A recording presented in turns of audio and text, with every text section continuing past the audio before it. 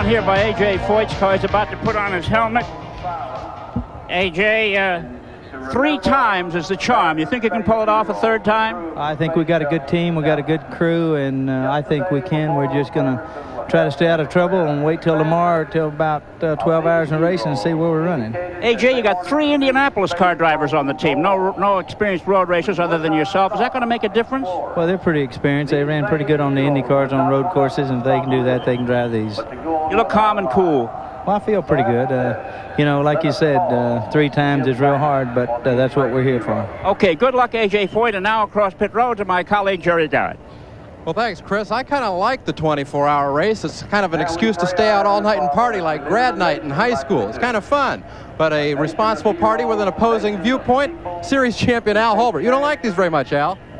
Well, you got to remember, we're not 16 anymore, that's for sure. And no, I'm not real keen on these long races. But it's a wonderful way to start off the Camel season, and we're going to look for a real hard long race. Well, he's not exactly sour grapes. He hasn't won this race, but he has won the 24 Hours of Le Mans. With a Hendrick Corvette that set a record of 129 miles per hour. Now out of the race with transmission problems.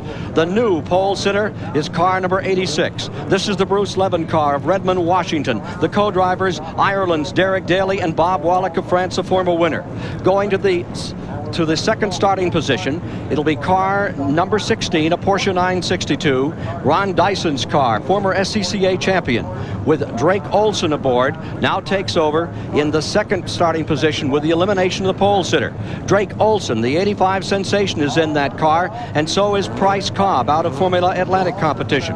Coming next on the grid is car number 0, and this is Moretti and Barilla. And Barilla was the driver that won at Le Mans last year. Randy Lanier, the 1984 IMSA champion, is also in car number 0.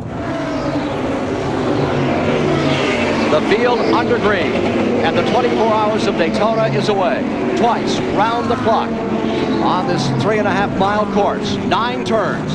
Through turn 1. Turn 2 is directly in front of the scoring stand. It's actually the 2nd part of this wide sweeper as you come off the super speedway part of the course.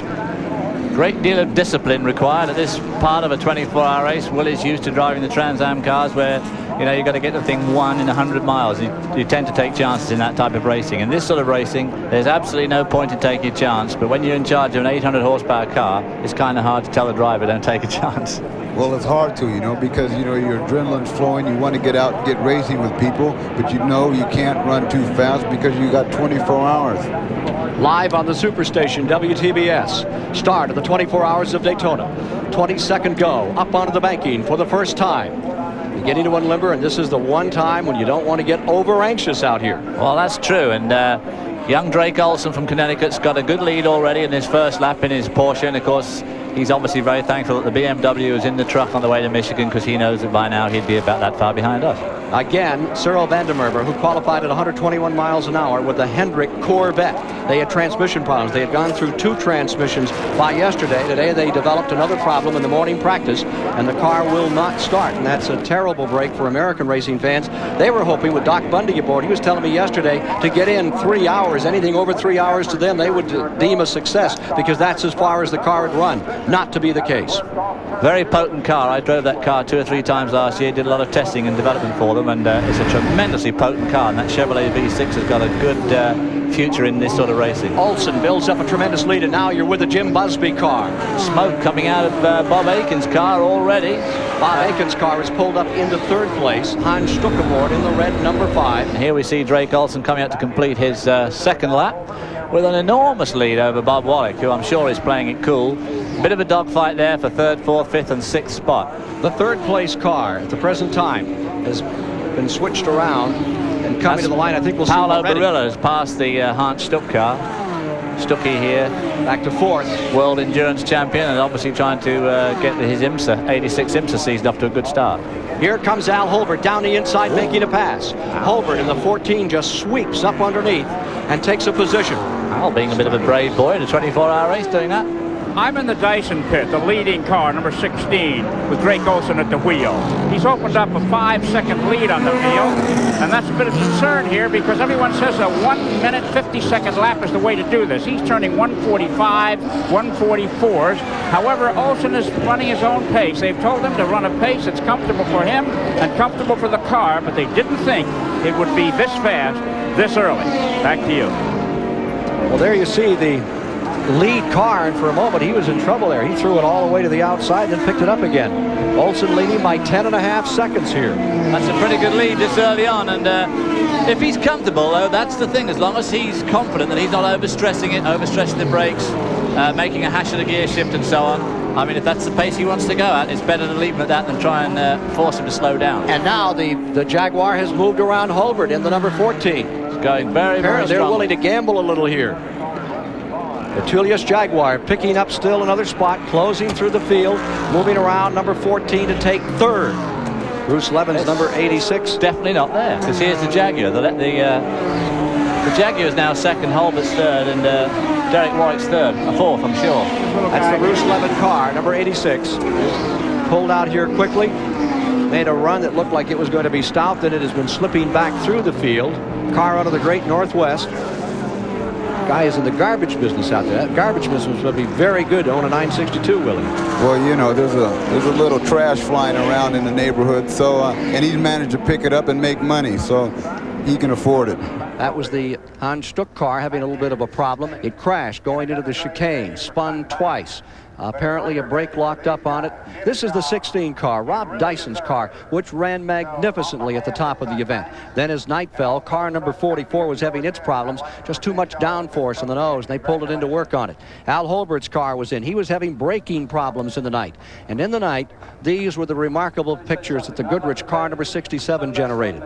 Into the wall went Drake Olson's car. They were able to continue after this shunt. We know how the other guys feel. Later on, it was car number 67 out in front. He had a real yo-yo effect in this race. He was all the way down, came all the way back. That wheel came off the Dyson car. They'd been in the pits for a moment, went back out, and the wheel departed the machine. The result of that was to put them out of the race for good. The 67 car continued to have problems, as did the number 8. The Preston Hen car was in for some time in the midst of the night. Driver changes taking place approximately every 2 hours. And here you see a change on Preston Hen's car, which came through for a second place finish. The sparks were flying here as car number 68 was having its problems. John Morton's car, looping and getting back underway, was car number 14, and the car was so far down. Al Unser here, they thought they were going to be racing for third or fourth place. That was about 5 o'clock in the morning. A throttle problem had developed, and they thought their day was over before the night was over. This was the Preston Hen car, which was running well and was able to capture the lead right around dawn this morning. Around 7 o'clock it went out in front and was to stay there for some time. Still seeing the effects of the breakfast time here this morning. Didn't create any more than 3 or 4 two-alarm fires. One of the battles that was not decided until as dawn came up, car number 44 or 04 found itself in trouble. This was the Brian Redmond Hurley Haywood car, and detonating their 12-cylinder engine. 67 went in front, the Jim Busby car for some time, and things had turned completely around for them. They thought they were out of it. They were right back up in front another time. And then they too had still another problem. They were under the car, and all they had 5 problems back there with that rear end and that hub, blowing tires out on them. But the worst problem for them came when Jan Lammers, the Belgian driver, crashed into the wall. He was pinned in the car for some time, but escaped injury. Car looks to be a wipeout. Following that incident, we were able to see A.J. Foyt another time, stomping and storming, along with Danny Sullivan, co-driving much of this distance. And they were pulling themselves up and getting the lead. It looked like Preston Hen was going to do it 2 years in a row and 3 times. And here you see the the 13 car leading in the Camel Light competition at that time, and it was on to win the Ravino car, Mummery car. Beautiful machine, and that new class that started a year ago. Following that, the GTO class. This was Frank Rubino's number 07, I believe, and that car was leading in GTO and holding on. Roush machine. In GTU, Amos Johnson and company were having themselves a time in GTU throughout this event. They dominated pretty much the last part of the race. Toward the end of the race, We were once again watching the A.J. Foyt car and the Holbert car and the 67 all in there together, fighting it out. Car number 8 had developed a problem. It was back on pit road another time, and the Preston Hen crew was extremely concerned. They worked for a considerable amount of time and were to lose the lead. Lose the lead right here. Car number 14 coming to turn number 1. Hardest braking turn on the track. And here you see car number 14 going out into the lead. The most dramatic race in the history of the 24 Hours of Daytona. That's what it's culminating in right now. 3 cars within 1 lap of each other. I'm Kent Squire. This is David Hobbs. And David, I know how much you'd like to be out there involved in this one as we get down to it. It was 1971 when last we had a close one here, and that was 1 lap. That was the year when the Pedro Rodriguez car, Jackie Oliver, the Porsche 917, defeated the Ferrari by a single lap about, I think it was a 3.8 mile course at that time. Well, now we have 3 cars contending for the lead. Well, it certainly has turned into a bit of a knockdown, drag-out affair for a 24-hour race, and I'm sure that all these drivers will be jolly glad when they see that checkered flag come up at 3:30, because this is not what you want to be doing in a 24-hour race. Well, here is the man of this hour, the final hour. What a dramatic turnaround for him after the problems that they have been having in the past year and the past years. Al Holbert is aboard his own Porsche 962, and he is out in front. 4th, of course, overall is the first GTO car driven by Bruce Jenner and Scott Pruitt, who's put up a magnificent performance in his first real season of this type of racing. Klaus Ludwig, who was the 3rd driver, I believe he's already left the track to fly back to Europe. The car that's leading in GTO, the red numbering here in the graphics, and he won't even be around for the finish, the word is. I thought I saw him at the hotel this morning. I nearly asked him what had happened to the car. GTO leader Stahl, that's the Brenner car, and they're bringing the Bruce Jenner car back now. Now that could be a disaster for them. They have a pretty substantial lead in their class, so they can afford to hang around for quite a long time. They're reporting a severe oil leak on that car, and I believe Scott Pruitt, the former champion of go-karts, was at the controls at the time. Well, they're going to have to try and get that car. I don't think they have enough lead that they can just sit out the last 40 minutes of this race. Dave, that's number 67. The BF Goodrich car is on pit road. The 3rd place automobile, Derek Warwick, has been driving. I think there's Derek Warwick getting out. I think they changed drivers. I would have thought that was kind of unnecessary at this stage of the game with only just 40 minutes to go.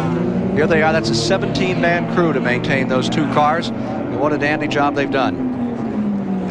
New 2nd place, maybe car number 8, the Preston Hen car, defending champions and 2-time winners of the 24 Hours. AJ and Sullivan done a great job with that car and keeping it up there. We go over here to GTO, story changing even as we speak. These guys, Bruce Jenner, the Olympian, Scott Pruitt, who's turned in such a great drive, Klaus Ludwig, the international star.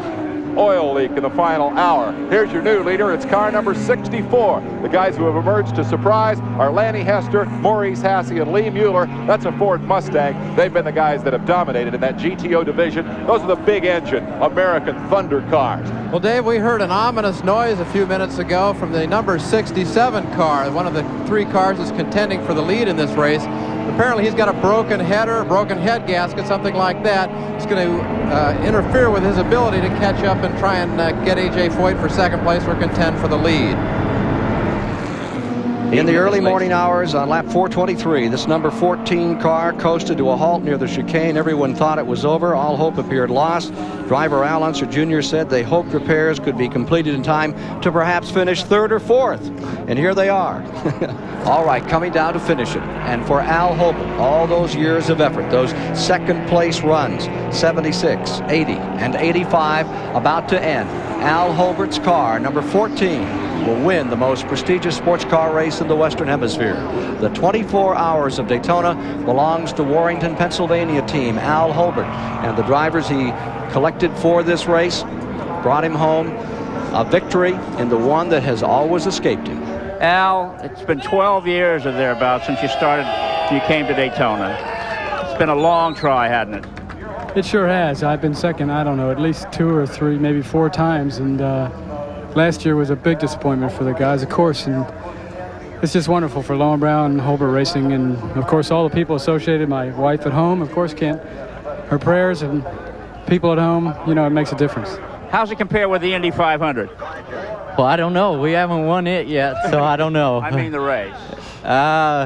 there's really no comparison. There's so much more work here for a driver and for the crew and everything. It's so much work, and it's great. It's great to win. Derek, you're an old 24-hour veteran, Le Mans, all the rest. How tough was this one compared to the previous ones I've you've been in? been second here 4 times, and I never ever won it. And this was the hardest 24-hour race I've ever had in my life. Including Le Mans? Including Le Mans. I mean, Le Mans isn't hard because you have that long 4-mile straight to recover. But this place here is just unbelievable. I mean, it's hard, hard, hard. And we were chasing from the end of the first hour. We were going flat out all night, lapping in the same times we did in the daytime. And the car stood up to it.